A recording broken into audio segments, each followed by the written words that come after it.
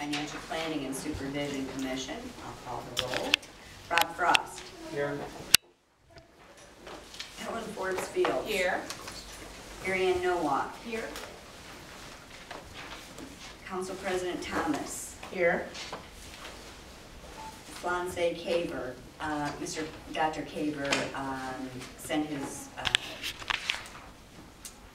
sympathies. He sent his regrets that he would not be able to make it. Something came up at work, and he, I believe, is in Indianapolis as we speak. Mayor Norton, here. Sharon Hanrahan, here. We do have a quorum. Next item on the agenda is the approval of the prior meeting's minutes. That was from February 25th. Okay, I have a motion by Council President Thomas. Do I have a second? Second. Mary Ann seconds. Call the roll.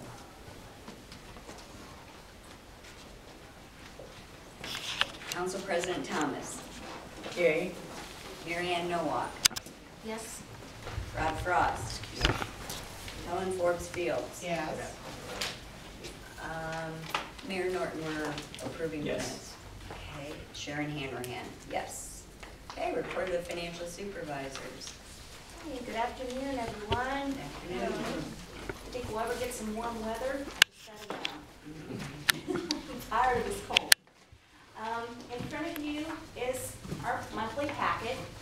Do not have a whole lot to go over with you today, but we'll kind of go through the packet as it is. The bank rec, again, reconciled very well by the end of February. Book balance of about $234,000. Also received bank accounts from the police department and the court through the end of February as well. And each of those balances are on that sheet as well, the front page.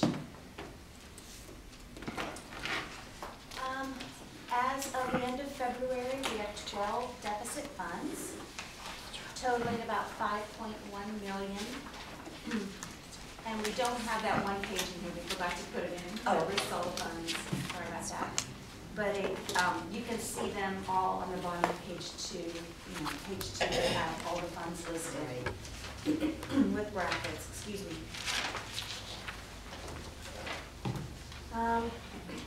Revenues and expenditures coming in.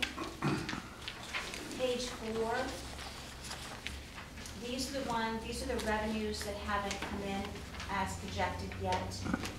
And the reason for that is some are grants and some are reliant on transfers from the general fund, and those haven't been made yet.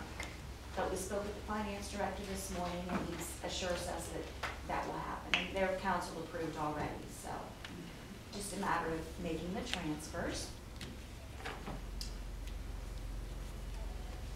And we should be at 16.66% at the end of February, so that gives you an idea.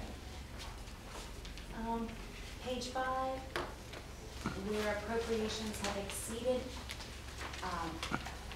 where they need to be at this time of the year, the expenditures.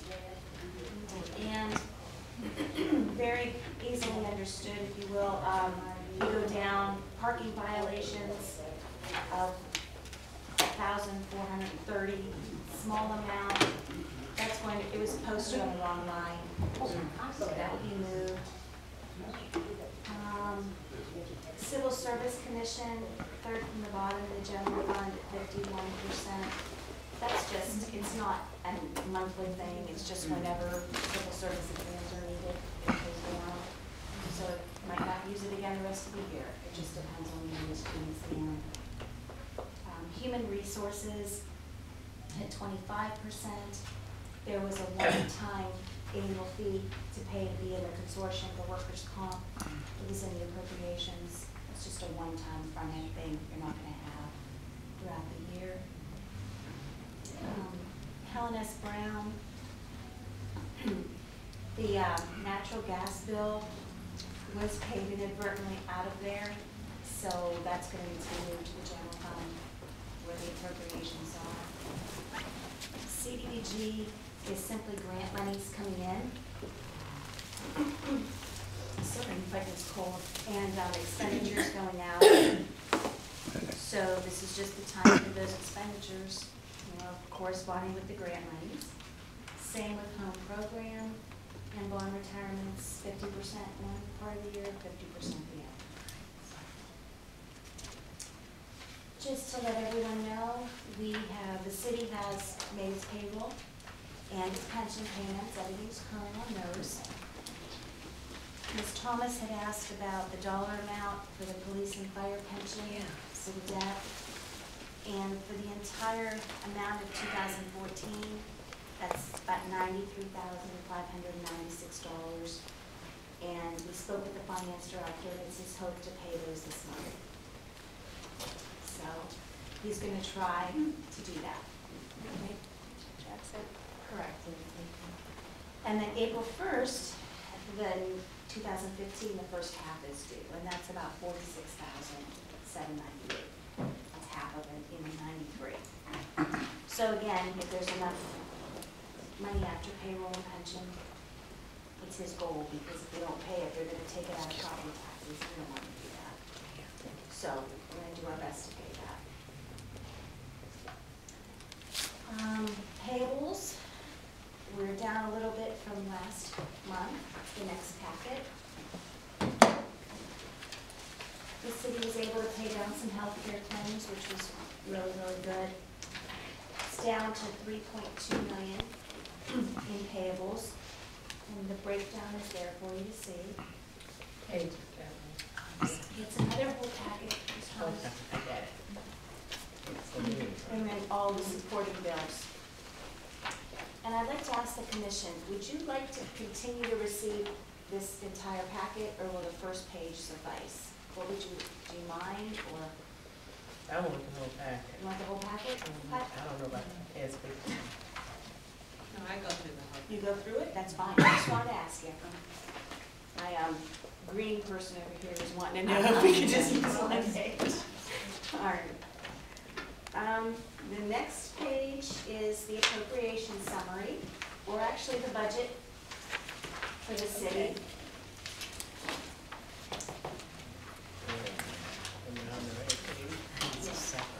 It's just a two-page document. Yeah. Oh, that's why I know I sit next to my notes. And very simply, this lists all the funds that the city has, the balances at the beginning of the year, the estimated resources that have been certified by the county, and then the appropriations that were passed by council. The certificate of resource was, the amount was For all funds or general fund? general fund. General fund was 11,393. You said the 390. Yeah. And you remember last meeting was around 10 million. But what council acted on was, there were some funds that were no longer being used, dormant funds, but we got an opinion from the law director. A transfer was made to the general fund, which bumped up revenue, transfer revenue. So that's why it enabled the city to go with that $11,092,000 amount in appropriations. And how much was the transfer? Totally fine, something? At least $1.3 million, because it was a 10-1. It was a 10-1 Okay. revenue last I think meeting. it's like 1.2 million. Okay. There were a lot of.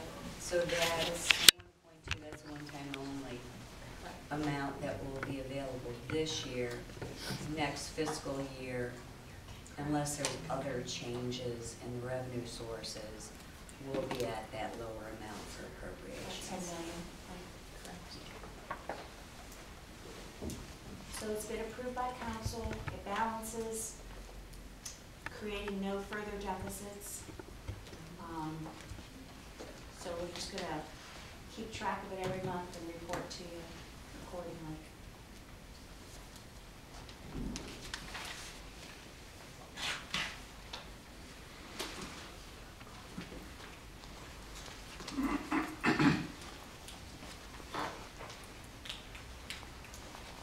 That's all I have for now. Very short. Isn't it sweet? I will attend that.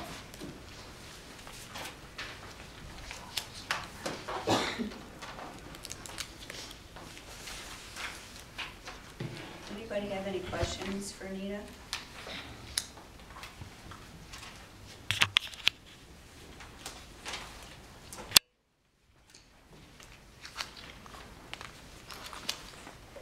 I have a question. I guess the only thing that I would add to this,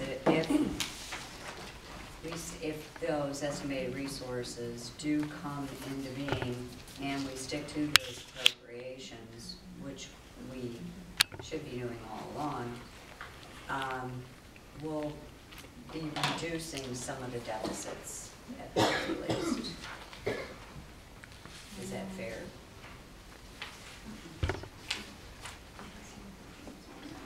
Like in general revenue? For instance, the beginning balance is 2.98, 2. Well, that's the goal, yes, yes, in the general fund, yes, that's fair assessment.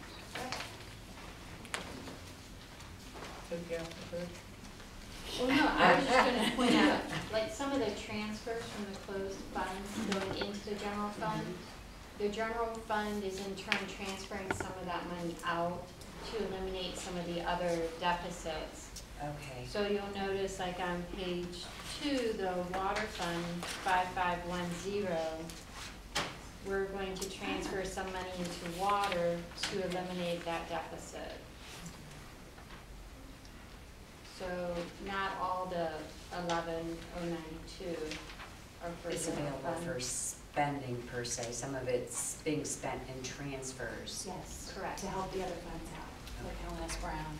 Yes, Helen S. Brown, and then the closed funds, the Ohio Revised Code requires it has to make a pit stop in general fund before I can then move it to where? Madam Chair, thankfully, even though we won't be getting the phones back, they did settle. We did settle with the phone about the phones there, so that's paid off, and I'm happy about that. Okay. But we will not be getting those cell phones back.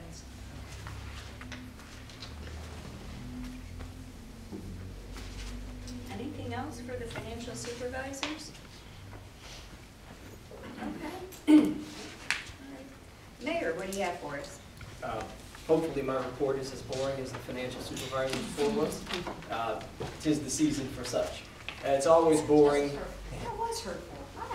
That wasn't intended. I was You're excited. not boring. You're Boring is good news. incredibly boring, right? But it's boring because while we still face financial challenges, we have managed to tick off a few bullet points on the recovery plan. Of course, we need to overhaul the recovery plan, but anyone who's been following this process knows that it's a good thing when we close a bunch of funds that are not used, put those appropriation amounts into the general fund, which of course increases the general fund. So it seems like a city may be en route to spending more money, but we're not. Some months ago, we said that we were going to close old funds where fund balances are not used anymore, put them in a general fund temporarily, the pit stop that Tish referred to, and then use those, transfer them to existing deficit funds to clear up those deficits. That's exactly what we do. So it's nice and boring. So when I say boring, I mean that in the best possible way. Of course, we as a city, I've shared many numbers over the months. We're having a series of conversations because not only the individuals on this commission, not only the individuals who are appointed to make decisions in East Cleveland, elected to make decisions in East Cleveland, people in East Cleveland are certainly going to be a big part of what's going on because there are some things that need to be done that only the city can do. Of course, there's a question of who occupies these offices, which will be reaffirmed at some point. But then even beyond that, I think everybody knows that there are some big structural changes that need to be made. So you'll, I'm sure in the next period of time, see some strides toward that. So I think that my report today will actually be shorter than the fiscal supervisor and less exciting. less exciting in that we're simply following one of the important steps of the plan, which is close some accounts and transfer that to deficit funds. Any questions for the mayor? I guess I have one, and it's not just for the mayor, I think it's just for the city council, for everyone. Now that we have final appropriations and we have a foundation for a revised recovery plan, I was wondering when the commission could expect to see that. Who are you talking about? Well,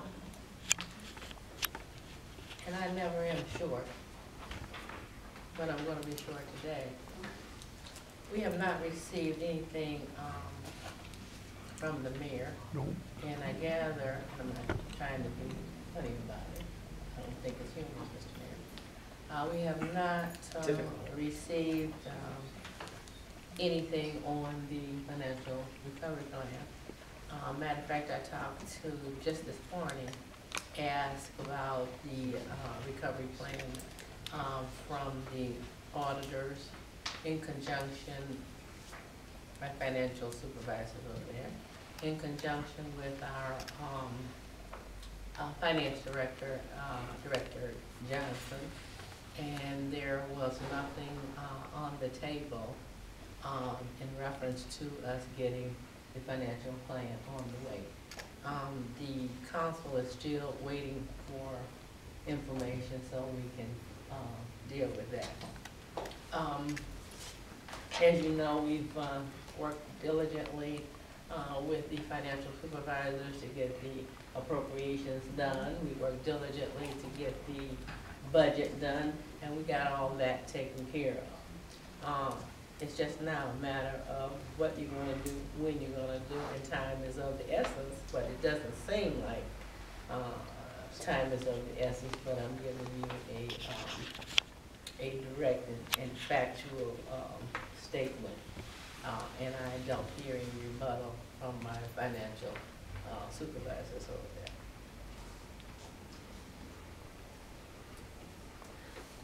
I would just say,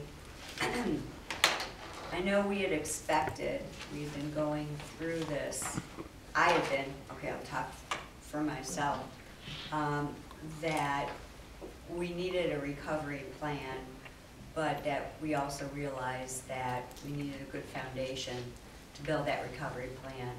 We didn't have it yet. We do have that now, so I'd be looking for a recovery plan. Something that at the end of, I'm not even gonna say 5 years, something that will help, that will rid the city of the deficit funds, that will pay back all the past dues, and that could be something simple such as negotiation at balances and a repayment plan. But we need to go forward, because we can't, the city can't exist like this, because it's on a tightrope, and one misstep and you're down. So I would just look for a recovery plan. After saying that, I'll give this until our next meeting, but at the next meeting, I will have a resolution for this commission to formally request a recovery plan. Now, we haven't done that formally. We've done this as I guess I would call it a gentleman's agreement, and one in which we understood that you can't build unless you've got a good foundation. We've got the foundation, we need to see the building. So at the next meeting, I plan to formally request, we will formally begin the 120 days of the plan. And if I don't get a plan by the 120 days, we will go back to 15% of each month's appropriations, less. So in other words, we will go back to whatever the 120 days is, let's say August, whatever it is, we look at the previous year and we would hold the appropriations, the spending, to 85% of what was spent that year. Madam Chair, along those lines, I'd like to also say to this commission and to the residents that we're not one that, well, I'm not one as the president to sit back and say what the mayor is not doing without formally along the lines that you have just mentioned. We put in a resolution number 1515, and this, it was passed on March 17th, 2015. The resolution is requiring the administration to enter into immediate discussion with creditors and stakeholders currently on accounts payable list in order to negotiate substantial lower amounts owed to and arrange payment agreements with said creditors and stakeholders on the city of East Cleveland accounts payable list, declaring an emergency for the public safety and welfare of the city. And like I said, this was passed on March 17th by all councils. So we are thinking on the same lines that you might be intending and putting it in writing as a legislative body.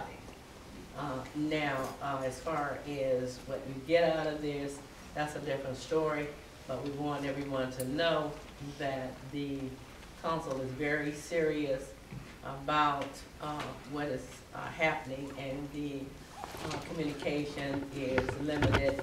And at the meeting, the mayor said his door is open one-on-one, but this council expects to act as a body at all times and expect the mayor to come forward, sit down and talk to us, not go around us informing the residents on a piecemealing adventure, town hall meetings, and not sitting down with the legislative body.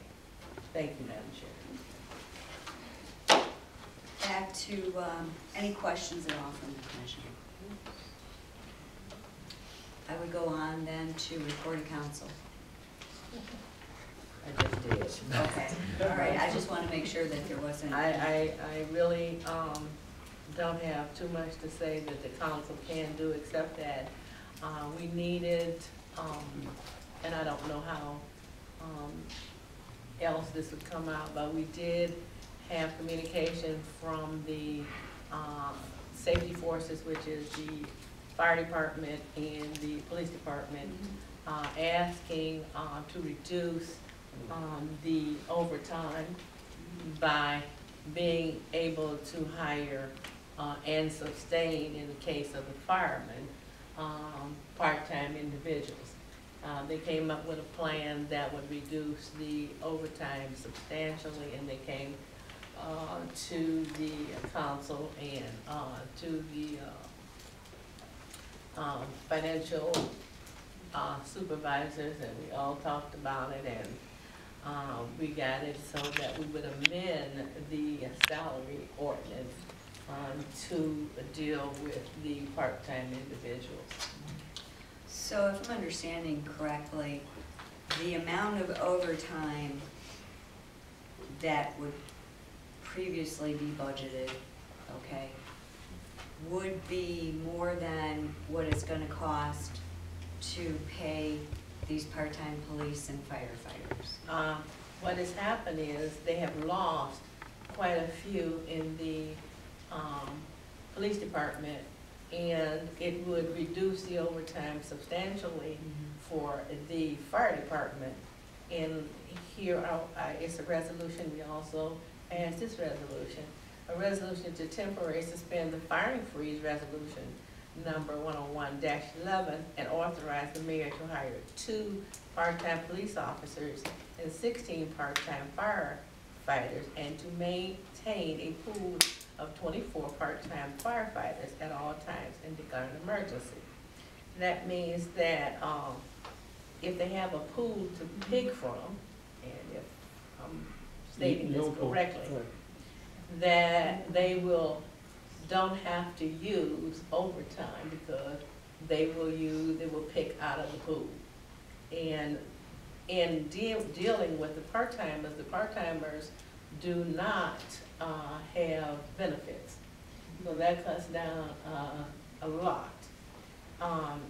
So basically, that is what has happened here. And they showed us the plan, and it is, the firefighters have to maintain a certain amount on their shift. So this will give them the ability to do that without running short and without going against the contract, if I'm correct. Cost savings, if I could, they estimate the cost savings will be about $15,000 a month. Thank you. So does that mean that, so it complies with the contract? So in other words, if there is an opportunity for overtime, that the contract would provide that, well, instead of the full-timers getting overtime, that you could give those hours to part-timers? Yes, and those part-timers would not be at the full salary as the part-timers would not be at the full salary as the full-timers. So when you get that overtime, you will not do that, come to a higher rate, but you will also be saving because these part-timers work as needed. Basically, if I can, a full-timer is about $26 to $27 an hour. A part-timer is $12 to $13 an hour. You can see the savings. And I can understand that. It's just that, how many part-timers do you have currently? I understand. Do you mind if I? Go ahead. Yeah. So we've got intended consequences and good intentions, but on the back end we've had some unintended consequences. The intended consequence of a hiring freeze is to lower costs, or at least prevent the rise of costs. I understand that. And that's the intended purpose of a hiring freeze. However, in this case, the unintended consequence, the reality of the hiring freeze is that over the past 6 months, it's actually cost us more in costs, overtime in the fire department in particular. And we have our executive assistant in the fire department who's nodding her head. She processes payroll for the firefighters every 2 weeks. For the past 6 months, the hiring freeze, which had good intentions in the beginning to lower costs, has actually increased costs in the fire department and increased overtime in the fire department for 6 months. Because we have not been able to hire or have at our call an adequate number of firefighters to fill all of the overtime slots that are created by regular firefighter absence. So I'm glad that we're now, hiring them, but this commission should be well aware that something that is intended for good has actually driven up costs over the past 6 months. And as an administration, we've been trying to work with the financial supervisors and things like that, but there's no room there.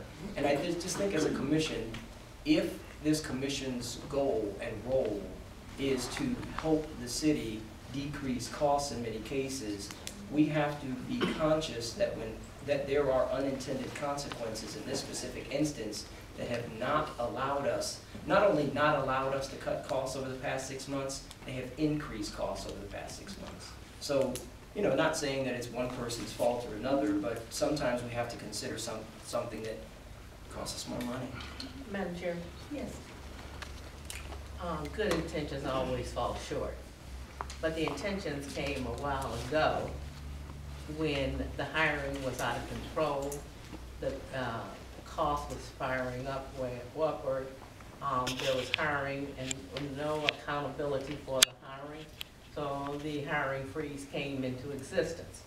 Now, unresponsive to what is taking place in the last 6 months, under this council, when it came to our attention that there was a need to deal with hiring, the council met the challenge and met the outward flow of employees. And in defense of our this hiring freeze, we amended it to number one, there was a finance individual that left and left them stranded. So and a law director that was in bad need. Now we have a payroll clerk, that if we don't have a payroll clerk under the finance, I'm told we cannot exist. Am I correct? Pretty much, yeah. I mean, You that's can like, exist, we just won't pay you. Yeah. Well, we'll stop to exist. And I'm really teetering on the edge of disaster. Let you know what the council has stepped forward and done to rectify consequences that might have taken place. So I'm not saying that we can't stop people from leaving, and a large number have left from the police department. Leaving the police department in a problem that he came to this council and said, look, and met with my safety force committee and the personnel committee and explained the situation, and we rose to the occasion. That means that we want to see what we can do in a time of need, acting as a body, and that's what we did. So we don't run away from our obligations or say we can't be found or any of those things. We deal with what we have before us, and we act as a legislative body. We don't stagnate the process. We get busy and handle it. And I'm sure this commission don't have to be told of their responsibilities, and without getting some history as to why this freeze was put in place. I guess at the end of the day, my responsibility is to make sure that the numbers work out. That's right. So this could possibly be another one of those steps in your recovery plan. That's true. Think of it that way, to be able to provide services at a reduced price. And I would love to see those numbers. I guess I'm intrigued by the ability of having a pool of 24. Did I get that right? Mm-hmm. What was 24 part-time firefighters? Mm-hmm. Where I guess never knowing if I would be called on a run and therefore paid, I'm not sure that you could count on them to stick around for long. And then there's always the training costs for 24. No, it's already less complex than you Okay. might think it is. Essentially, if we consider that each day, each 24-hour period, and I don't mean to belabor this, but maybe some people are interested, other people are not. There are 10 firefighter slots. 10 bodies must be there every second of every day. 8 of those are required to be union full-time firefighters, 2 maybe part-timers. If we cannot get part-timers, then we must put a union firefighter. So what you have there is we either have 8 full-time firefighters at the cost of 8 full-time firefighters, plus 2 part-timers at the lower cost of 2 part-timers. Or we have 10 full-timers at the cost of 10 full, and 2 of those more than likely will be on overtime. So 2 overtime, full-time union firefighters with full pension, full benefits, full salary and everything, versus the part-timer who would just be paid the hourly salary and the ancillary contributions to the pension. The beauty of having 24 is it's not just called, a firefighter is not just called for a run. Firefighter is called for a 24-hour period. So it's pretty stable. I mean, if you get called as the part-timer, you're there for 24 hours. With a pool of 6, which we have now, there's a high likelihood that 2 people may not be found among that 6 to work the full 24 hours because they do have other jobs in other places. Okay. But with a pool of 24, if 1 through 6 can't make it, then chances are that 7 through 24 can. So we have a higher likelihood of filling those 2 9 and 10 number slots on the day with a part-timer. And again, we don't pay the part-timers a dime unless they're working. And who are the part-timers? Are these firefighters that They're- work in other municipalities? Yes, they are full, and here's to the training element, and thank you for asking that question. They're already trained. They work in fire, heck, a lot of them fight fires in surrounding cities with one another as a result of mutual aid. And the beauty of this also is they are staying within the boundaries of the contract. In the contract, they approved having part-time employees. Okay. So is this similar to how we've used auxiliary police? Similar, but, and I'm glad you asked that question. Police and fire are different animals when it comes to the employees and what slots we are required to fill in any given basis. With the fire contract, and you're very familiar with this, the minimum manning clause. These 8 mandatory slots plus the 2 part-timer slots are consequences of the minimum manning. We have a minimum manning, or womaning, if we had women in our fire department, of 10. It used to be that we had it at 12, and all 12 had to be union firefighters. We renegotiated, we got it down to a minimum manning of 10, but only 8 had to be full-timers, 2 could be part-timers. That's how that works, so we must fill the 10 slots in fire. In police, there is no minimum manning or minimum womaning requirement. We have what we hope is an adequate safety force on the streets. If someone calls off from the planned group of police officers, we try to bring in a part-timer to fill that slot. We usually do bring in a part-timer to fill that slot, but of course it's not a requirement that we bring in a part-timer to fill that slot, unlike fire. Without going on for 30 minutes, I hope that does enough to explain the difference between police and fire. As long as you have enough for a shift. In fire? No, in Please. police. Well, we try, you know, Yeah, but. well, no, I exactly. Well, it's Try explained, is the operative area. it is explained now that being with these hiring of the part-timers, they will be out on the street and be able to provide the safety mechanism, part-time, full-time, whatever. And that's what he needed. And he wasn't greedy about it. If they're staying within their budget. Both departments are. And that's the goal also, is to stay within your appropriations in your department.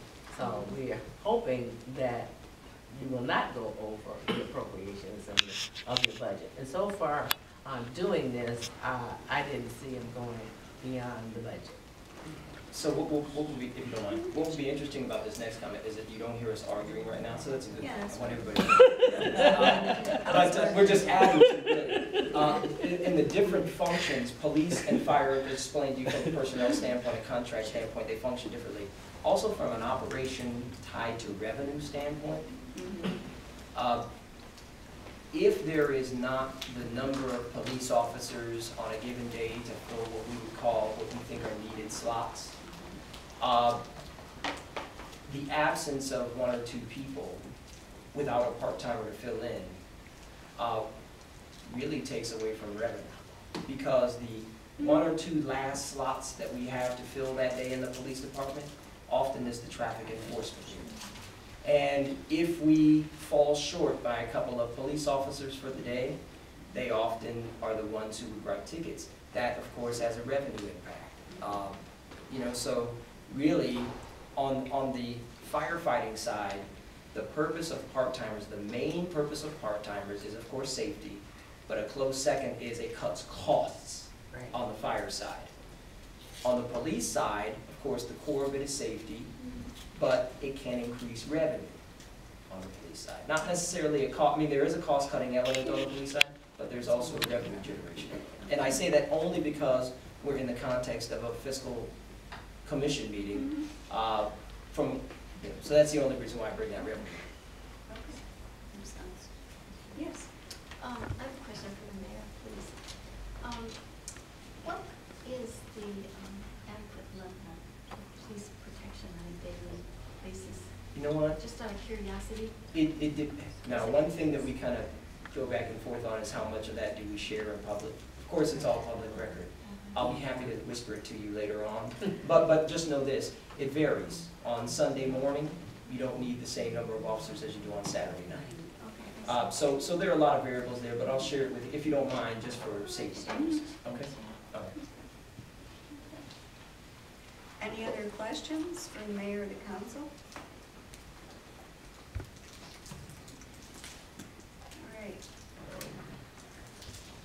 All right. We went over the old business. We have the appropriations now. They were submitted in the financial supervisor's report. We received an update or a status, if you will, on the recovery plan. Does anybody have any new business before the commission? Next meeting date.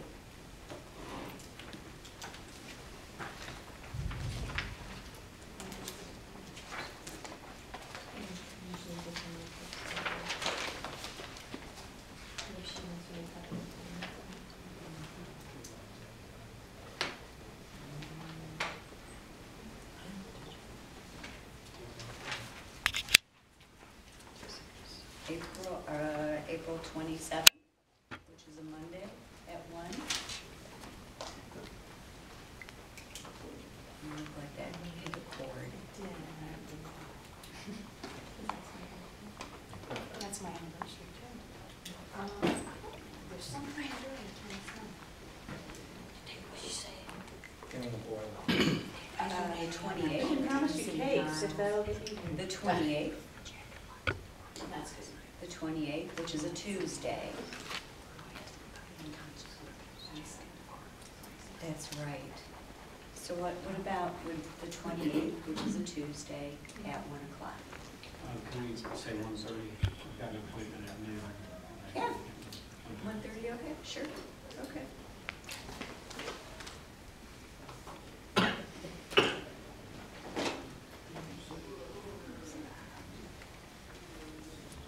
Okay, public participation.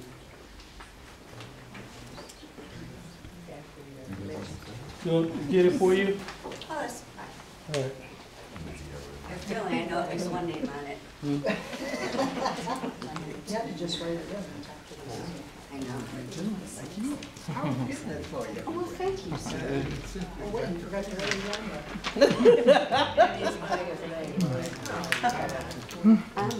Because you were late. You did not sign, but just came right in to sit down.